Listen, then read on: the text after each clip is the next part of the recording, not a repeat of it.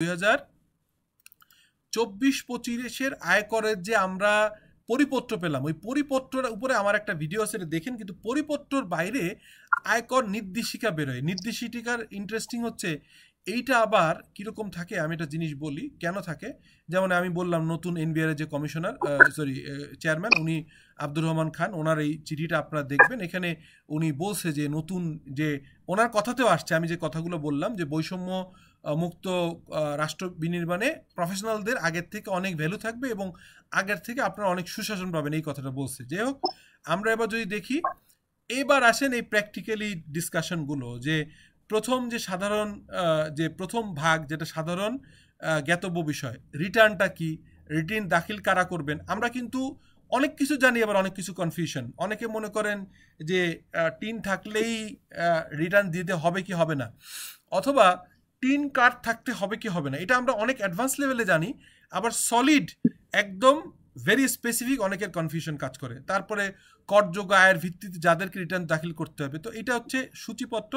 এই সূচিপত্র আপনারা একটু দেখে নিন, এই ডকুমেন্টটা আপনাদের কাছে আসে, না হলে আমি দিয়ে দিব। প্রথম দেখেন, আমি যদি একটু, যেহেতু প্রথম ক্লাস, আপনারা যারা একটু সিনিয়র বা যারা একটু অলরেডি এগুলো জানেন তাদের কাছে মনে হইতে পারে রিপিট, কিন্তু আমি যেহেতু প্রথম সেশন, একটু রিপিটেশন হলেও আমি একটু এগুলো পড়তে চাই, আপনারা একটু মনোযোগ দিয়ে খেয়াল করেন। আয়কর কর্তৃপক্ষের নিকট একজন করদাতার বার্ষিক আয়, ব্যয় এবং সম্পদের তথ্যবলী নির্ধারিত ফর্মে উপস্থাপন করার মাধ্যম হচ্ছে রিটার্ন। আয়কর আইন অনুযায়ী স্বাভাবিক ব্যক্তি করদাতার রিটার্ন সকল প্রকার আয়ের বিবরণী, বাংলাদেশ এবং বাংলাদেশের বাইরে অবস্থিত সকল প্রকার পরিসম্পদ এবং দায়ের বিবরণী এবং ক্ষেত্রমত জীবনযাপন সংশ্লিষ্ট সকল প্রকার ব্যয়ের বিবরণী সম্বলিত হবে জাতীয় রাজস্ব বোর্ড কর্তৃক নির্ধারিত ফর্মে রিটার্ন দাখিল করতে হবে। এখন আপনি এই কথা থেকে যদি আমি একটু আপনাদের কাছে জানতে চাই, প্রথম যে আমার জানতে চাওয়া যে এই যে রিটার্নটা জমা দিবে, এই রিটার্নের সাথে কি অডিট রিপোর্ট দিতে হবে কি হবে না, কাদের দিতে হবে কি হবে না, একটু কেউ আমাকে বলেন তো, ক্লিয়ার করেন তো একটু কাইন্ডলি। স্যার, অডিট রিপোর্টটা হচ্ছে স্যার কোম্পানির ক্ষেত্রে, লিমিটেড কোম্পানি যেগুলো, ওগুলোর ক্ষেত্রে আমার হচ্ছে দেয়া লাগবে। ইন্ডিভিজুয়ালের যে রিটার্ন, ওইটার মধ্যে স্যার দেয়া লাগবে না। ইন্ডিভিজুয়াল দিতে হবে না, আর হচ্ছে দিতে হবে, এটা। জি স্যার। ওকে, আর আর কারো কোনো ধারণা? কোম্পানির মনে হয় এখন দেওয়ার নিয়ম। জি, কি বলছেন ভাই? মানে পার্টনার কোম্পানির অডিট। আচ্ছা, এটা একটু 3 কোটি টাকার উপরে তাদেরকেও দিতে হবে। আচ্ছা আচ্ছা, একটু আমি তাহলে আপনাদেরকে একটা, যেহেতু মানে আপনারা বলছেন সবাই সুন্দর সুন্দর করে আসছে, বাট আরও একটু স্পেসিফিক করে আমি একটু জিনিস শেয়ার করি, আপনাদের হয়তো ভালো লাগতে পারে। আমরা আজকে পড়ছি কিন্তু একটু দেখবেন এলোমেলো মনে হতে পারে, বাট এটা কিন্তু আমাদের হচ্ছে যে একটু ইন্টারেস্টিং ওয়েতে। আচ্ছা, এখন কি পিপিটি দেখা যায়? পিপিটি দেখা যায়? জি স্যার, দেখা যাচ্ছে। আচ্ছা, এখানে আমরা কি বললাম? Audit report requirement. হ্যাঁ, কোশ্চেনগুলো হয়তো একটু আপনাদের কাছে মনে হতে পারে যে এলোমেলো হচ্ছে, কিন্তু এটার আমি বইয়ের সরাসরি ধরে পড়াচ্ছি না। আমি চাচ্ছি যে নলেজ বেস একটু একটু করে আগান। মাউন্ট ভাই তার স্টাইলে পড়াবে, কিন্তু আমি আমার একটা স্টাইলে আমি আপনাদেরকে বলছি, সেইভাবেই আপনারা একটু দেখার চেষ্টা করেন। যেমন এখানে দেখেন, ট্রাস্ট, এওপি মানে association of person, foundation, society, আচ্ছা কোঅপারেটিভ সোসাইটি, এদের যদি যেমন 3 কোটি টাকা যিনি বললেন, উনি রাইটলি বলছিলেন, কিন্তু গত বছর এটা ছিল 3 কোটি, এবার এটা 5 কোটি করা হয়েছে। তার মানে উনি কিন্তু জানেন, কিন্তু একটু নতুন ফাইন্যান্স বিল 2024-5-এ এটা একটা আপডেট করে 3-এর জায়গায় 5 কোটি করা হয়েছে। তাহলে তাদের কিন্তু অডিটেড ফাইন্যান্সিয়াল স্টেটমেন্ট দিতে হবে। তাহলে আমরা কি এটা বুঝতে পারলাম যে কাদের দিতে হবে? ট্রাস্ট, যে কোনো ট্রাস্ট, সেটা সোসাইটি অ্যাক্টের আন্ডারে হোক, মানে যেটা হচ্ছে সমবায় সমিতি বা সোসাইটি অ্যাক্টের আন্ডারে হোক, অথবা register of joint stock companies and ফার্মের আন্ডারে হোক, যে কোনো trust, association of person, foundation, society অ্যাক্টের আন্ডারে হইতে পারে, ফাউন্ডেশন, ট্রাস্ট, সোসাইটি, এবং এইগুলোর অ্যাসোসিয়েশন অফ পার্সন, অথবা যেটাকে আমরা বলি হচ্ছে, যেমন ধরেন ঢাকা চেম্বার, এটাকে বলা হয় আপনার প্রফেশনাল অ্যাসোসিয়েশন। এইগুলো যদি আপনার টার্নওভার 5 কোটি টাকার উপরে হয়, তাহলে কি অডিট রিপোর্ট মাস্ট করতে পারে। অ্যাসোসিয়েশন পার্সন এমডি দিতে হয়, যারা হচ্ছে যে প্রফেশনাল অ্যাসোসিয়েশন, যারা এফবিসিসি এর মেম্বার। ফান্ডের কোনো অ্যামাউন্ট বলা নেই, যে কোনো ফান্ড। এখন ফান্ড মানে কি বলেন, আমাকে বলেন তো ফান্ড কি কি হতে পারে? স্যার ফান্ড বলতে স্যার পিএফ থাকতে পারে, ওগুলো স্যার। ফান্ডও অনেকগুলো ইন্টারেস্টিং, যেমন হচ্ছে আপনার কোম্পানিগুলো যেটা থাকে জিএফ, গ্র্যাচুইটি ফান্ড, যেটা থার্ড পার্টিকে হ্যান্ড ওভার করে দেয়, যেটাকে আমরা IS 19-এ বলি হচ্ছে লং টার্ম বেনিফিট। এটা হচ্ছে ডিফাইন, আর হচ্ছে একটা ডিফাইন বেনিফিট প্ল্যান, আর একটা হচ্ছে মানে আনডিফাইন বেনিফিট প্ল্যান। মানে আনডিফাইন কি ডিফাইন কি? ডিফাইন প্ল্যান মানে আপনি আপনার পিএফ আছে, মানে কন্ট্রিবিউটরি প্রভিডেন্ট ফান্ড আছে, recognise under the income tax act 2023, সেখানে যদি আপনি 10% এমপ্লয়ির কাছ থেকে কাটেন, অর্গানাইজেশনও 10% দিয়ে দিবে, বা 7 থেকে 10%, এটাই সাধারণত স্ট্যান্ডার্ড। তো এটাকে বলে কন্ট্রিবিউটরি প্রভিডেন্ট ফান্ড। ওই ফান্ডটা কিন্তু ডিফাইন, যে টাকা দিয়ে দিবে এর বেশি কোনো লাইবিলিটি নেই। আর gratuity fund is also a fund, কিন্তু গ্র্যাচুইটি ফান্ডে টাকা প্রতি মাসেই দিতে হবে, প্রতি মাসেই বেতন থেকে একটা অংশ দিতে হবে, কিন্তু ওইটা ফাইনাল না। যখন এমপ্লয়ি চলে যাবে তখন কিন্তু এটা বাড়তিও দেওয়া লাগতে পারে। কারণ তার মানে পিএফটা ইজ ভেরি ডিফাইন, যেটুকু দিবেন এর বাইরে আপনার কোনো দায় দায়িত্ব নাই। এখন পিএফ রিলেটেড আরও কয়েকটা অত্যন্ত ইম্পর্টেন্ট কয়েকটা জিনিস বলে রাখি। পিএফ এর অডিট করতে হবে কি হবে না? প্রথম কোশ্চেন। স্যার করতে হবে, এটা ইয়ারলি অডিট করতে হয় স্যার। ওকে ওকে ওকে, স্যার রেকগনাইজ করে অডিট করতে হবে। জি জি জি। আচ্ছা, এবার আসেন এই যে পিএফ, এই পিএফ এর আপনার কিছু কিছু এলিজিবিলিটি ক্রাইটেরিয়া থাকে না?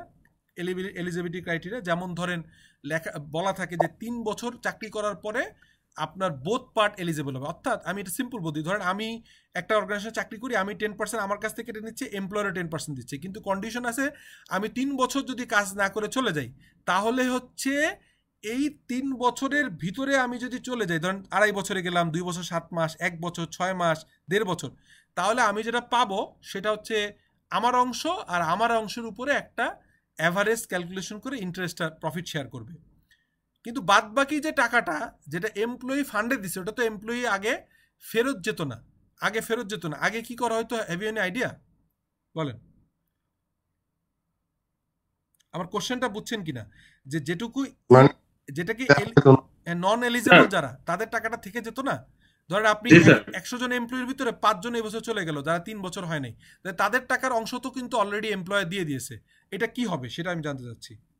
স্যার ওইটা স্যার ফরফিটেড একটা অ্যাকাউন্ট ক্রিয়েট করা হয় অডিট রিপোর্ট স্যার, যতটুকু দেখি যে ওইরকম একটা ওই ফরফিটেড অ্যাকাউন্টে শো করে ওই খরচটা বুক করা হয় স্যার। ওকে, আচ্ছা আমি বলি, আগে যেটা করা হতো, খুবই মনোযোগ দিয়ে খেয়াল করেন, এটা অনেক অ্যাডভান্স লেভেলের লার্নিং, বাট এটা আপনার লাগবে।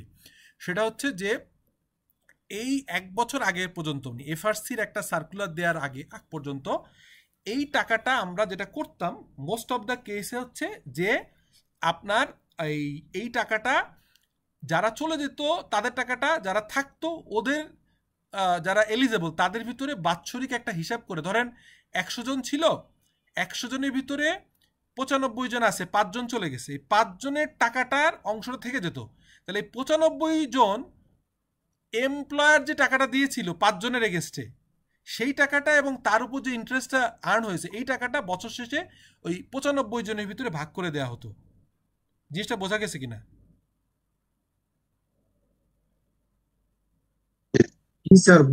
ওকে, কিন্তু এখন যেটা হবে, এইটা করা যাবে না, এটা প্রোহিবিটেড। যেটা করতে হবে যে 5 জন চলে গেল, ওই 5 জনের যে অংশটা এমপ্লয়ার অর্থাৎ অর্গানাইজেশন কন্ট্রিবিউট করছে, ওই অংশটা প্লাস ওর উপরে যে ইন্টারেস্টটা পেয়েছে, এটা সেপারেট হিসাব করে বছর শেষ হওয়ার পরে আপনার এটা কোম্পানির অ্যাকাউন্টে ফেরত আসতে হবে। তার মানে 2টা অ্যাকাউন্ট, কোম্পানির অ্যাকাউন্ট তো আলাদা, আর এই প্রভিডেন্ট ফান্ডের একটা আলাদা আপনার ফান্ড করে একটা সেপারেট ব্যাংক অ্যাকাউন্ট মেনটেন করতে, এক বা একাধিক সেপারেট অ্যাকাউন্ট।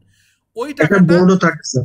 জি জি, তার একটা বোর্ডও থাকে, একটা বোর্ড থাকে, ওটা এমপ্লয়ীদের থেকে নেওয়া হয় 2 জন 3 জন, আর এমপ্লয়ার আবার দেয়, সেটা যেটা বোর্ড হয়। যাই হোক, তো এই টাকাটা এখন ফেরত দিয়ে দিতে হবে, এটা ফেরত দিতেই হবে, এটাই হচ্ছে নিয়ম।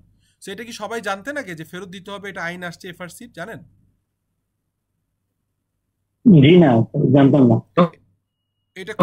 এটা খুবই গুরুত্বপূর্ণ, এটা মাথায় রাখবেন। আপনারা চাকরি যারা করেন অনেকেই জানেন না, এটা কিন্তু নন কত কমপ্লায়েন্স। বছর স্যার, কত বছরে এটা বললেন স্যার? বছরটা স্যার খেয়াল করুন। এটা যে কোনো সময়, ধরেন আপনার কন্ডিশন আছে, ধরেন আপনার একটা এই পিএফ এর একটা ট্রাস্ট ডিড হয়েছে, এটা ট্রাস্ট ডিডটা রেজিস্টার্ড হয়েছে আরজেসির আন্ডারে, এবং এই ট্রাস্ট ডিডটা আবার সাবমিট হয়েছে এনবিআর, এটা জানে, অ্যাপ্রুভাল নিতে হয়েছে, এটাকে রিকগনাইজ প্রভিডেন্ট ফান্ড বলে।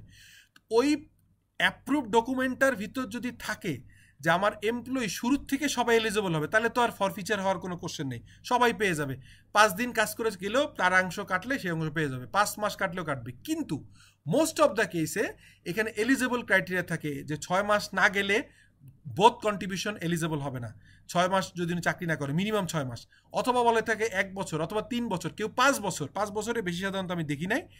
এই বছর চাকরি না করলে বোথ পার্ট এলিজিবল হবে না। যখন হবে না তখন নিশ্চয়ই যারা চলে যাবে তাদের একটা অংশ থেকে যাবে, তাদের অংশ তারা নিয়ে যাবে, কিন্তু তাদের অংশের এগেনস্টে ওই অর্গানাইজেশন যেটুকু জমা দিচ্ছে সেইটা নিশ্চয়ই আপনার হচ্ছে থাকবে। তো সেই অংশটা আপনার হচ্ছে ট্রান্সফার করে দিতে হবে কোম্পানির অ্যাকাউন্টে। না দিলে নন কমপ্লায়েন্ট আপনাকে জেল, জরিমানা পর্যন্ত হইতে পারে, জেলও হইতে পারে non compliance. Very important, FRC আইনগুলো খুব ইম্পর্টেন্ট। এটা বললাম। এবার আরেকটা প্রাসঙ্গিক বলি, এই যে প্রভিডেন্ট ফান্ডটা অডিট করতে হবে, তো এই অডিটের ফিসটা কে দিবে বলেন? Trustee sir. হ্যাঁ, কে দিবে? পিএফ এর যে ট্রাস্ট আছে, ট্রাস্ট দিবে স্যার। অন্যরা কেউ কিছু বলবেন? এটা ভিন্ন মত পোষণ করেন কেউ? স্যার অডিটের টাকাটা মূল কোম্পানি দিবে, মাদার কোম্পানি। Thank you. কি নাম ভাই আপনার? নাজমুল হুদা চৌধুরী। আপনারা অনেকে অনেক কিছু জানেন, কিন্তু আমি চাচ্ছি কি ক্লিয়ার জানেন। উনি একদম রাইটলি বলছে, এই টাকাটা আসলে এই অডিটের ফিসটা ওই ট্রাস্ট বা এই ট্রাস্ট থেকে যাবে না, ওই ফান্ড থেকে যাবে না। এটা যাবে হচ্ছে যে company, let's say superstar electronics limited. Superstar electronics limited একটা কোম্পানি, বা আমি অন্য বলি বিশ সলিউশন পিএলসি। তো বিশ সলিউশন পিএলসির একটা ডাব্লিউপিপিএফ আছে, পিএফও আছে। এখন বিশ সলিউশন পিএলসির ডাব্লিউপিপিএফ অথবা পিএফ এর যে অডিটটা আমরা করতে হবে, এই ফান্ডটার অডিট করতে হবে, এই ফান্ডের টাকাটা ওই পিএফ এর অ্যাকাউন্ট থেকে দেয়া যাবে না, এটা দিতে হবে ওই কোম্পানি, অর্থাৎ বিশ সলিউশন পিএলসি দিবে। বিশ সলিউশন পিএলসির অডিটের ফি বিশ সলিউশন পিএলসি দিবে, আর বিশ সলিউশন পিএলসির আন্ডারে যে পিএফ ফান্ডটা আছে, যেটা তার এমপ্লয়ীদের জন্য ক্রিয়েট করা, ওই ফান্ডের অডিটের ফিটাও বিশ সলিউশন পিএলসি দিবে। বোঝা গেল? Clear? Okay sir, thank you sir. Okay, এরকম ভাবে আমার চাহিদা হচ্ছে আপনার এরকম প্রত্যেকটা জিনিস ক্লিয়ার হয়ে যাবেন। সো দেখেন, এটা আমরা বুঝতে পারলাম। এটা সরি, এটা শেষ করিনি, সরি একটু এখানে আছে, একটু শেষ করিনি। সেটা হচ্ছে তারপরে ফান্ডেরটা কোনো অ্যামাউন্ট নাই, এটা আপনাকে এই রেকর্ড জমা দিতে হবে অডিট রিপোর্ট।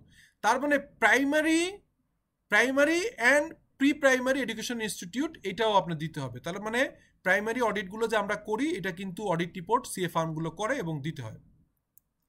আদার এডুকেশন ইনস্টিটিউশন দিতে হবে। আর কোম্পানি অ্যাক্টের আন্ডারে যে কোনো কোম্পানি, সেটা হইতে পারে পিএলসি, পাবলিক লিমিটেড কোম্পানি, হতে পারে প্রাইভেট লিমিটেড কোম্পানি, হতে পারে ওপিসি, হতে পারে নন ফর প্রফিট কোম্পানি, অর্থাৎ কোম্পানি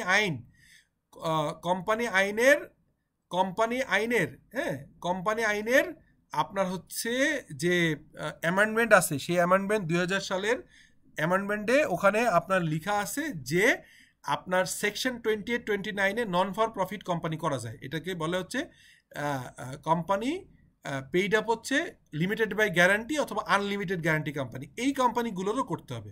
তো কোম্পানিজ অ্যাক্ট অনুযায়ী ইনকাম ট্যাক্স অ্যাক্টে 2023-তে বলা আছে যে কোম্পানি অ্যাক্টের সংজ্ঞা অনুযায়ী যত কোম্পানি আছে সেই কোম্পানিগুলোকে মাস্ট অডিট করতে হবে। এখন কি জিনিসটা একদম সলিড কংক্রিট নলেজ পেলেন যে কি করতে হবে না হবে? কোনো কোশ্চেন? একটা কোশ্চেন ছিল। হ্যাঁ বলেন প্লিজ। প্রথমত প্রভিডেন্ট ফান্ড তো প্রথম আমরা যখন দিয়ে দিছি তখন এটা আমরা খরচ হিসেবে দেখাইছি অ্যাকাউন্টসে। কোনটা? তো প্রভিডেন্ট ফান্ডের যে অংশটা ওয়ার্কার থেকে আমরা কন্ট্রিবিউট করছি, জি জি জি জি, পরবর্তীতে যারা চলে যাচ্ছে বা যারা তাদের টাকাটা ক্লেম করতেছে না, তাদের টাকাটা ব্যাক করবে মূল অ্যাকাউন্টে, রাইট স্যার? হ্যাঁ হ্যাঁ হ্যাঁ জি। সেক্ষেত্রে এই টাকাটাকে আমরা ইনকাম হিসেবে ট্রিট করবো? যদি ইনকাম হিসেবে ট্রিট ইনকাম হবে এবং কোন হেডে যাবে সেটাও ক্লিয়ার করা আছে, আদার ইনকাম হেডে যাবে, আদার ইনকাম। এবং সেক্ষেত্রে ট্যাক্স অ্যাপ্লিকেবল হচ্ছে? হ্যাঁ, ট্যাক্স অ্যাপ্লিকেবল হবে জি, কারণ ওই সময় ট্যাক্স আপনি ছাড় পেয়েছেন। তো পিএফ এর টাকাটা যেহেতু আপনি ওইটাকে অ্যালাউয়েবল অ্যাডমিসেবল এক্সপেন্স হিসেবে ছাড় পেয়েছেন, সিমিলারলি যদি ওইটা টাকাটা যেহেতু ফেরত আসছে, অতএব ওই অংশটা আবার আদার ইনকাম হিসেবে এসে আবার ট্যাক্স দিতে হবে। ঠিক আছে? Okay sir, thank you. Partnership company ভাই আপনার কথাটা একটু কেটে আসছে ভাই, একটু আরেকবার বলবেন কাইন্ডলি। পার্টনারশিপ কোম্পানিগুলো এর মতো পার্টনারশিপ না। এখন দেখেন মজার ব্যাপার, এইখানে একটা খুবই চমৎকার কোশ্চেন করছে যে এইখানে কতগুলো জিনিস নাই, প্রোপাইটারশিপ নাই আর হচ্ছে পার্টনারশিপ নাই।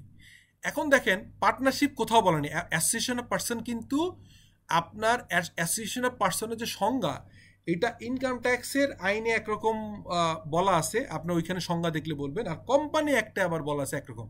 কোম্পানি অ্যাক্টে বলা আছে যে সেকশনে আপনার সম্ভবত 5 বা 6, আমি এক্স্যাক্টলি এই মুহূর্তে বলতে পারছি, বাট কনটেক্সটটা বলি, যে কোনো ব্যাংকিং কোম্পানি, দেখুন সংজ্ঞা দেওয়া আছে, কোনো ব্যাংকিং কোম্পানি যদি আপনার এটা ব্যাংকিং কোম্পানি করে, তাহলে 10 জনের বেশি কোনো আপনার জয়েন্ট, মানে যেটাকে বলে আমরা হচ্ছে পার্টনারশিপের বেশি হলে সেটাকে ব্যাংকিং কোম্পানি পাওয়া যাবে না। তার মানে ব্যাংক কোম্পানিগুলো আগে হচ্ছে লিমিটেড কোম্পানি, অর্থাৎ প্রাইভেট লিমিটেড কোম্পানি লেখা থাকতো, কিন্তু আলটিমেটলি পাবলিক লিমিটেড কোম্পানি থাকা ছাড়া ব্যাংক করা যেত না। ব্যাংকগুলো সবগুলোই হচ্ছে আগে লেখা থাকতো এলটিডি, কিন্তু আসলে সবই পিএলসি। এখন সবগুলো ব্যাংকে অটোমেটিক পিএলসি লিখছে। কিন্তু এর বাইরেও একটা অপশন ছিল যে যদি আপনি পার্টনারশিপের মাধ্যমেও করতে পারেন, কিন্তু পার্টনারশিপ 10 জনের বেশি হতে পারবে না, এটা একটা আইন ছিল।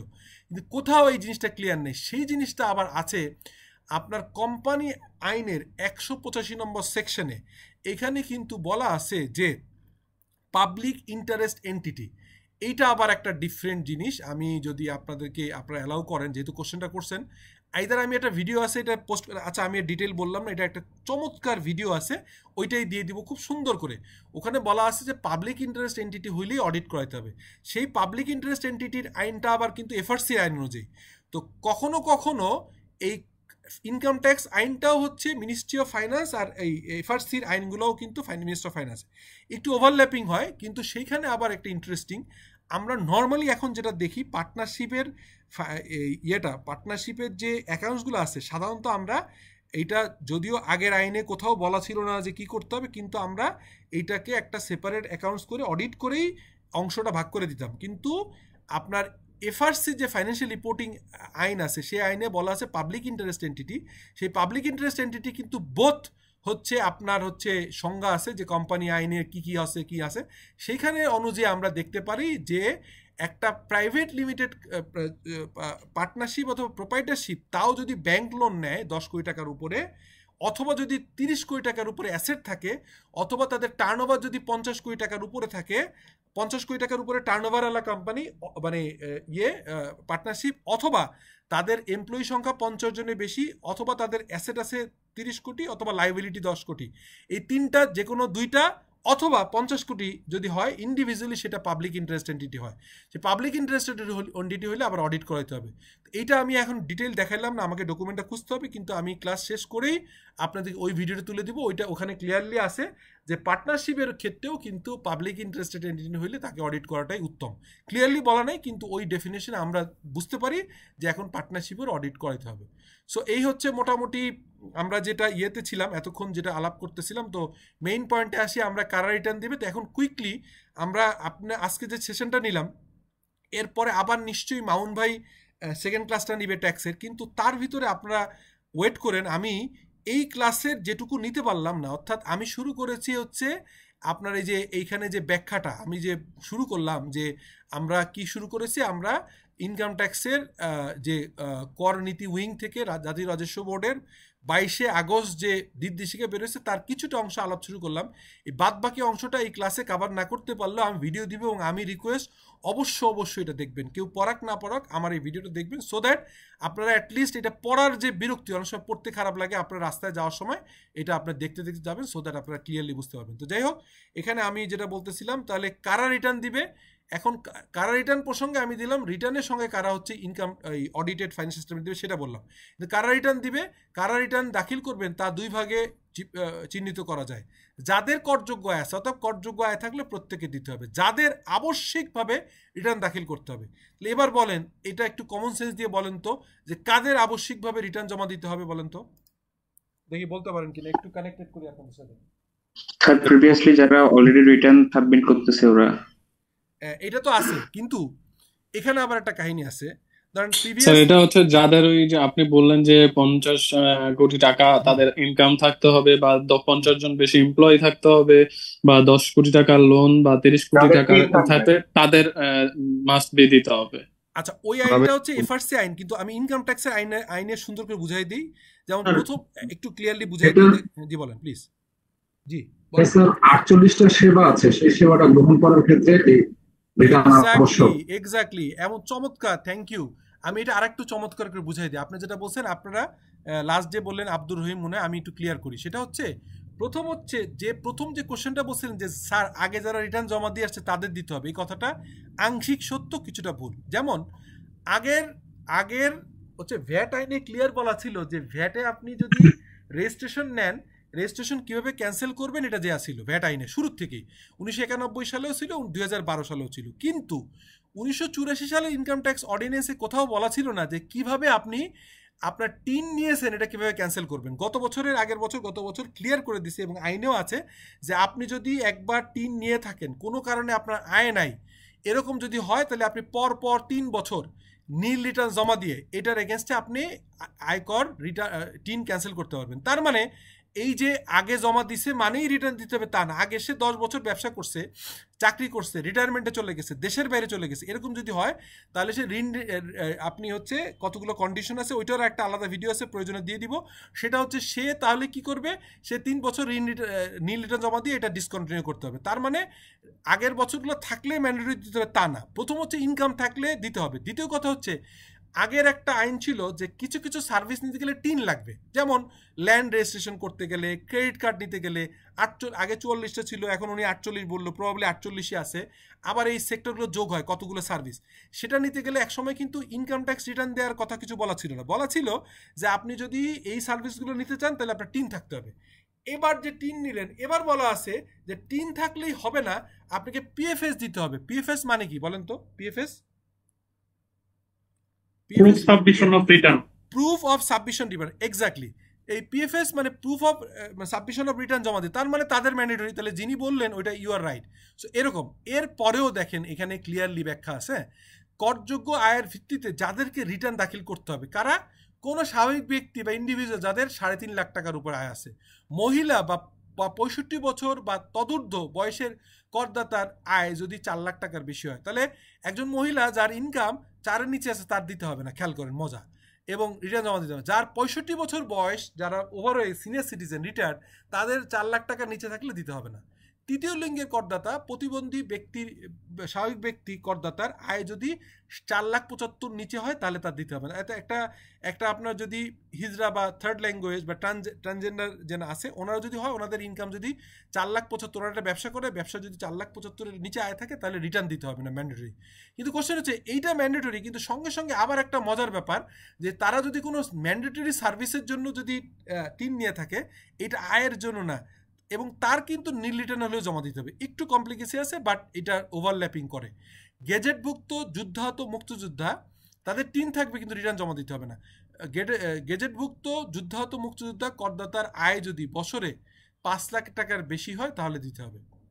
এবার খেয়াল করেন, যাদেরকে আবশ্যিক রিটার্ন জমা দিতে হবে, করদাতার মোট আয় করমুক্ত সীমা অতিক্রম করলে, কর বর্ষের পূর্ববর্তী 3 বছর যে কোনো সময় করদাতার কর নির্ধারণ হয়ে থাকে বা তার আয় করযোগ্য হয়, ফার্মের অংশীদার। এই দেখেন, তাহলে পার্টনারশিপ ফার্মে যদি পার্টনার হয় তাহলে তাকে দিতেই হবে। একটু আগে একজন কোশ্চেন করছিলেন তার অডিট করাতে হবে কি হবে না, এটা নিয়ে একটু কোশ্চেন থাকলেও তার যে রিটার্ন জমা দিতে হবে এটা নিয়ে কোনো কোশ্চেন নাই, ইন্ডিভিজুয়াল। তারপরে কোম্পানির শেয়ার হোল্ডার, পরিচালক বা শেয়ার হোল্ডার কর্মচারী, অর্থাৎ যদি কোনো কোম্পানি নন এক্সিকিউটিভ শেয়ার হোল্ডিং হয়, অর্থাৎ উনি শুধুমাত্র শেয়ার হোল্ডিং, নন এক্সিকিউটিভ লাইক চেয়ারম্যান, ডিরেক্টর, তাদের জমা দিতে হবে। আবার ম্যানেজিং ডিরেক্টর বা যদি শেয়ার হোল্ডার, সঙ্গে সঙ্গে আবার উনি কর্মচারী, ম্যানেজিং ডিরেক্টর বা ডিরেক্টর যারা কাজ করে, ডিএমডি, মানে শেয়ার হোল্ডিং প্লাস কাজ করে, তাদের দিতে হবে। আর শেয়ার হোল্ডিং চাকরি করে তাদেরকেও দিতে হবে। গণকর্মচারী মানে গভর্নমেন্টে যারা চাকরি করে, কোনো ব্যবসা বা পেশায় যে কোনো নির্বাহী বা ব্যবস্থাপনা পদে বেতনভোগী কর্মচারী হলো, অর্থাৎ একজন ওয়ার্কার বা একজন ওয়েজেস নিতে হবে না, একজন পিওনের দেওয়াটা ম্যান্ডেটরি, কিন্তু আপনার পজিশনটা চিফ এক্সিকিউটিভ ব্যবস্থাপনা পরিচালক বা এরকম। কর অব্যাহতি প্রাপ্ত বা হ্রাসকৃত হারে করযোগ্য আয় থাকলে, অর্থাৎ আপনার কর আছে কিন্তু আপনি ফরেন ইনকাম করেন, রেমিটেন্স পাচ্ছেন, আপনি ইয়ে করেন, আপনি হচ্ছে ফ্রিল্যান্সিং করেন, ট্যাক্স কিছুটা ছাড় পান, হ্রাসকৃত ট্যাক্স দেন, আপনি কর অব্যাহতি আছে, তারা কিন্তু আপনাকে তাদের রিটার্ন জমা দিতেই হবে। করযোগ্য আয় না থাকা সাপেক্ষে 20 লক্ষাধিক অধিক টাকার ঋণ গ্রহণ, অর্থাৎ করযোগ্য আয় নাই, আপনার ইনকাম ট্যাক্স নাই, কিন্তু আপনি 20 লাখ টাকার ব্যাংক লোন দিচ্ছেন, সেরকম হলেও জমা দিতে হবে। আমদানি নিবন্ধন সনদ, ইম্পোর্ট লাইসেন্স, আইআরসি বা ইআরসি আছে, এরকম হলে করতে হবে। সিটি কর্পোরেশন বা পৌরসভা এলাকায় ট্রেড লাইসেন্স প্রাপ্তি বা নবায়নের জন্য, সমবায় সমিতির নিবন্ধনের জন্য, সমবায় সমিতির ট্যাক্স রেটটা বেড়ে গেছে, আগে যেটা 15 ছিল 18 করে ফেলছে, কিন্তু এটাও কিন্তু আপনাকে দিতে হবে ট্যাক্স, যদি আপনি সমবায় সমিতি হন তাহলে দিতে হবে।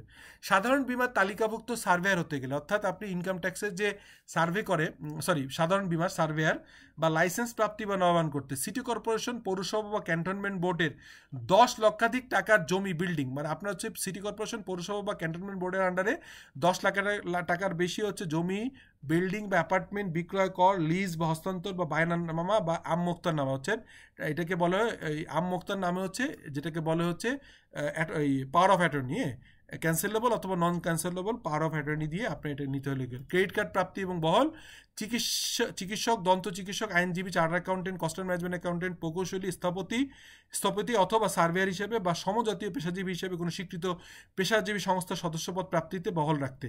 মুসলিম ম্যারিজ অ্যান্ড ডিভোর্স আইনের অনুযায়ী রেজিস্টার, হিন্দু বিবাহ আইনের অনুযায়ী যারা রেজিস্টার তাদেরটা, ট্রেড বডি বা পেশাজীবী সংস্থা, আমাদের যে ঢাকা চেম্বার বা এফবিসিসিআই, বেসিস, এইসব যারা ট্রেড বডির মেম্বার, তাদের কিন্তু অবশ্যই আমাদের বেসিস এবং এফবিসিসিআই, ডিসিসিআই থেকে বলা আছে যারা মেম্বার হতে গেলে ইনকাম ট্যাক্সের প্রুফ অফ রিটার্ন দেওয়া আছে, এরকম কনফার্মেশন চাওয়া হয়।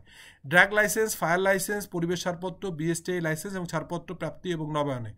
যে কোনো এলাকায় গ্যাসের বাণিজ্যিক এবং শিল্প সংযোগ প্রাপ্তি ও বহাল রাখতে এবং সিটি কর্পোরেশন এলাকার মানে আবাসিক গ্যাস সংযোগ প্রাপ্তি এবং বহাল রাখতে।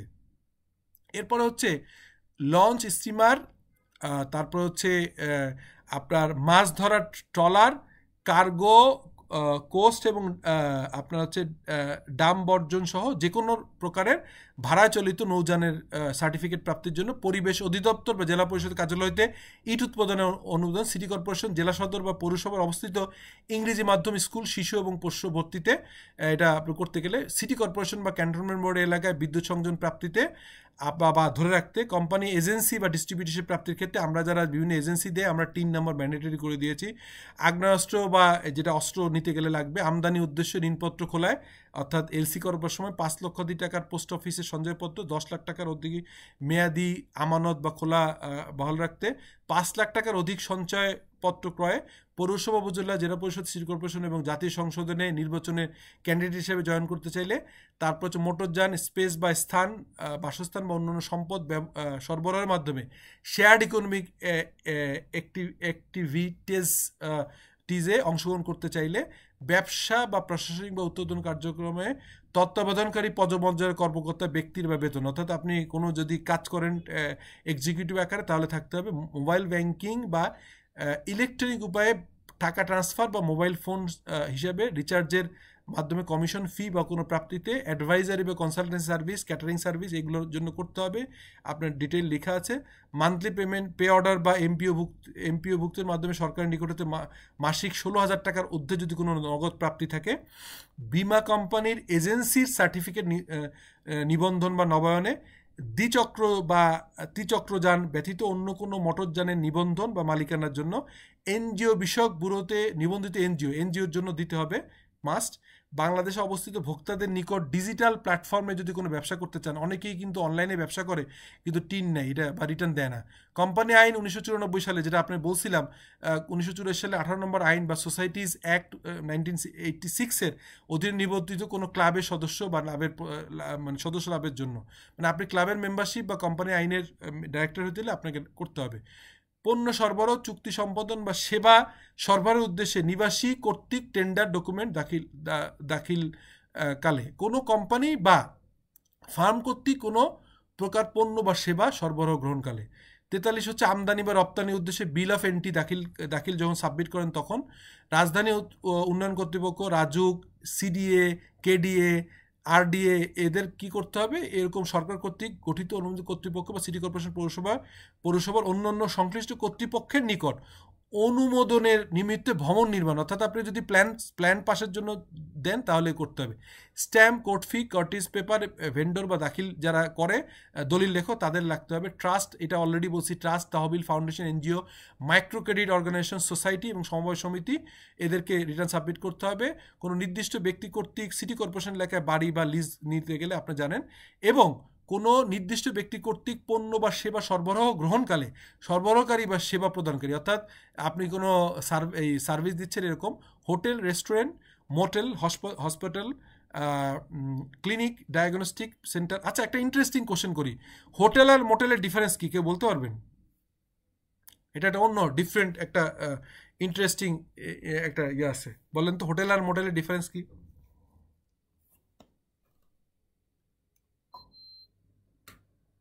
কেউ বলতে পারবেন না? No idea sir. এটা একটু পড়ালেখা করলেও পাইতেন আর কি, মানে অন্য পড়ালেখা, এটা ইনকাম ট্যাক্স পড়ালেখা না। হোটেল হচ্ছে হোটেল যেখানে আমরা থাকি, ঠিক আছে, যেমন ধরেন সোনারগাঁ, শেরাটন হোটেল, কিন্তু সেখানে কার পার্কিংয়ের ব্যবস্থা আছে সেগুলোকে মোটেল বলে।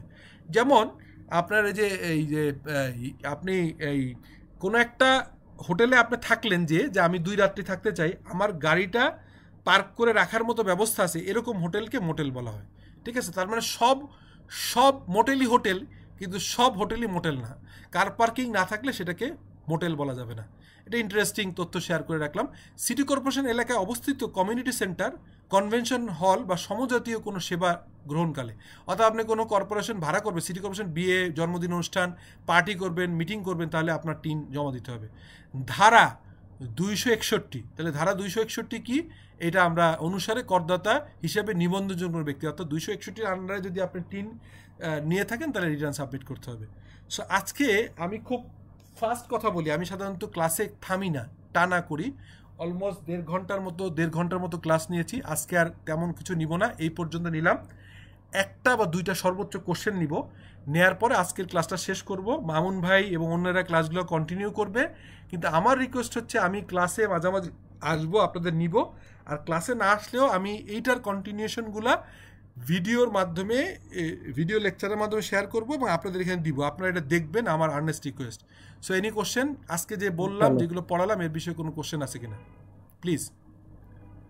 স্যার আমার একটু জিনিস জানার আছে, যেটা হচ্ছে যে স্যার আপনি ওই কিছু ডকুমেন্ট, যেমন আমাদের 1 উইক পর হচ্ছে ক্লাস হবে, হ্যাঁ, প্রত্যেক রবিবার, মাঝখান দিয়ে মোটামুটি 6 ডেজ এর মতো একটা গ্যাপ থাকে, হ্যাঁ। সো ওই গ্যাপে যে আসলে আমরা পড়াশোনা বা কোনো কিছু করার জন্য, বা ধরেন কোনো কিছু আগে রাখার জন্য, বা স্যার একটা পড়া দিয়েছে, বা হচ্ছে যে স্যার এটা জিজ্ঞেস করতে পারে, ওই জানার জন্য যে আপনি বইগুলোর কথা বলছিলেন বা কোনো ভিডিওর কথা বলছিলেন, সো ওই জিনিসগুলো যদি একটু শেয়ার করে রাখা হয়, তো আমরা ওইগুলো একটু ঘাটাঘাটি করে কিছু শিখলাম বা কিছু দেখলাম, হয়তো কিছু বুঝলাম, যেটা যাতে আমরা কিছু জিনিস আগে রাখতে পারি।